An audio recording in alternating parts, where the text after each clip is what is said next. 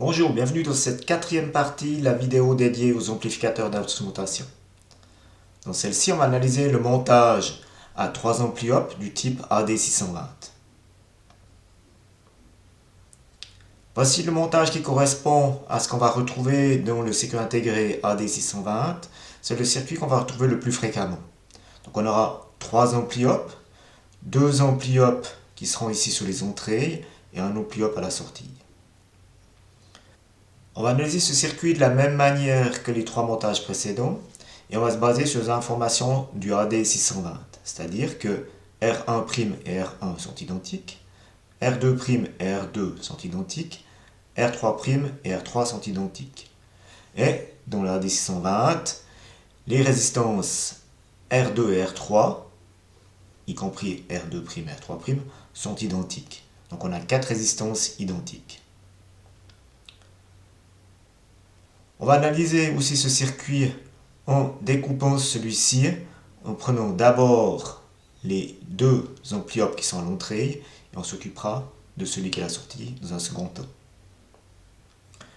Première chose, on voit qu'on a la sortie de l'ampli-op ici qui revient sur la patte moins. Donc on a à faire une contraction. Donc on aura le même potentiel sur les deux pattes plus et moins pour autant qu'on soit dans la zone linéaire de l'ampli-op.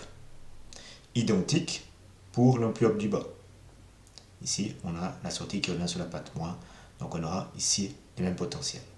Donc on va retrouver sur ce point ici le potentiel U1 et à cet endroit-là le potentiel U2. On va dans un premier temps analyser le potentiel de sortie du montage du haut et celui du bas et ensuite on verra la partie de sortie.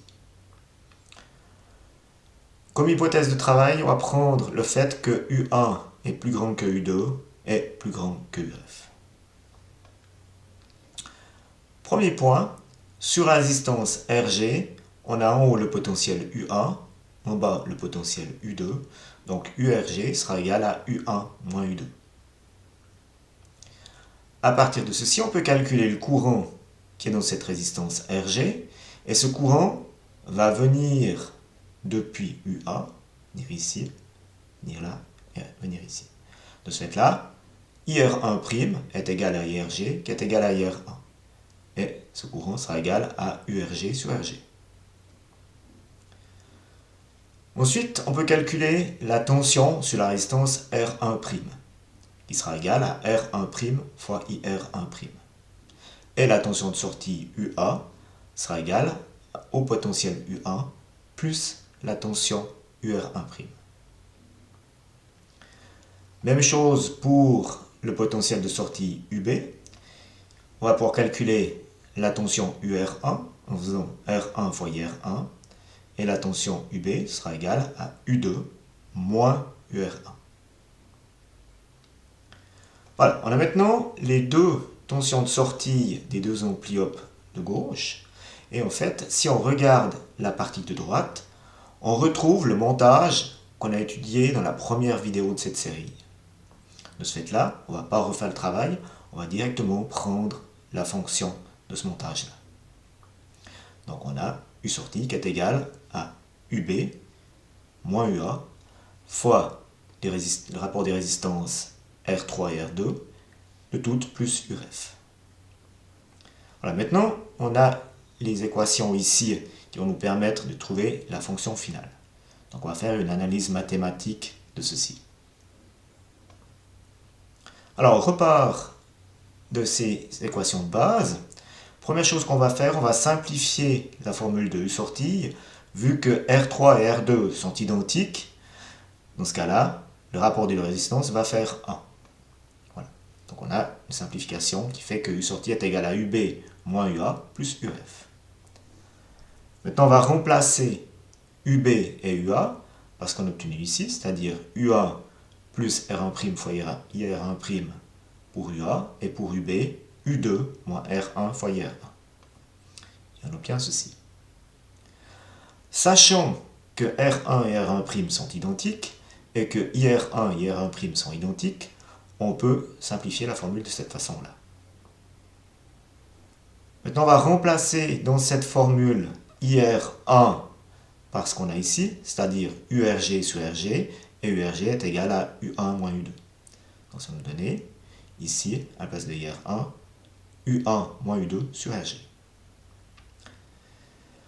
On a ici à gauche U2 moins U1, et là, on a U1 moins U2. On pourrait échanger les deux positions de ces valeurs-là en transformant ici le moins en plus. Ce qui va nous donner plus U2 fois R1 fois ici U2 moins U1. Et maintenant, on a U2 moins U1 ici et U2 moins U1 à cet endroit-là. Donc on peut le mettre en évidence et on obtient U2 moins U1 fois 1 plus 2 fois R1 sur RG, le tout plus URF. Donc on a la formule qui va nous permettre de calculer la tension de sortie du montage. Donc on va la mettre maintenant ici. Voilà, donc on voit qu'on a de nouveau, comme pour les montages précédents, on effectue la différence entre U2 et U1. Et ensuite, on multiplie par le gain qui vaut 1 plus 2 fois R1 sur RG. Le tout plus la tension de référence qui est ici. On va maintenant regarder comment utiliser le circuit intégré AD620. Au niveau de la connexion de l'AD620, on retrouve sensiblement les mêmes connexions que pour le AD627.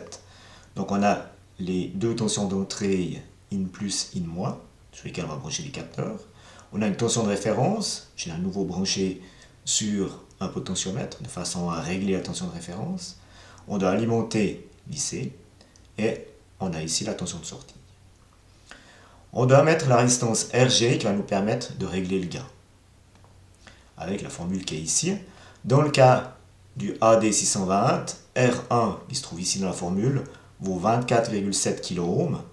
De ce fait-là, le gain vaudra 1 plus 49,4 fois 10 puissance 3 sur la résistance RG qui est en externe. Donc notre gain est ici. Donc maintenant, si on veut câbler ce circuit et avoir un gain de 10, il faut calculer la résistance RG à placer ici en externe. Et dans le cas ici, ça nous donne une résistance de 5,49 kΩ. Voilà, ce circuit de type AD620 est un des plus utilisés.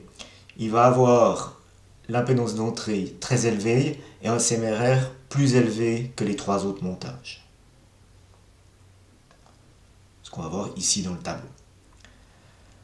Si on fait la comparaison des différents circuits, on a vu 4 montages différents. Le premier, le soustracteur, on utilisait un seul ampli-op. Ses désavantages, c'était une impédance d'entrée faible, un CMRR relativement faible et, point très négatif, les impédances d'entrée des deux entrées étaient différentes. Donc on allait charger différemment les différents capteurs qui se trouvent à l'entrée, ce qui peut poser des problèmes. Ensuite, on avait le montage à 2 ampli-op. Celui-ci est en fait la base de l'AD627, qui est celui-ci. Avec le AD627, ce qui est intéressant, c'est qu'on peut avoir une résistance externe pour régler le gain. Et on le trouve de façon toute faite. Donc on peut acheter l'IC AD627 dans le commerce. Celui-ci a des impédances d'entrée élevées et un CMRR entre 90 et 96 dB. Et le AD620, celui-ci nécessite 3 ampli-op, mais vu qu'on le trouve tout fait chez le fabricant, ne pose pas de problème. On a une impédance d'entrée élevée et on a un CMRR qui est le plus élevé des 4 montages. Voilà, ceci met un terme à cette série de vidéos dédiées aux amplificateurs d'instrumentation. Je vous remercie de votre attention et je vous souhaite une bonne journée. Au revoir.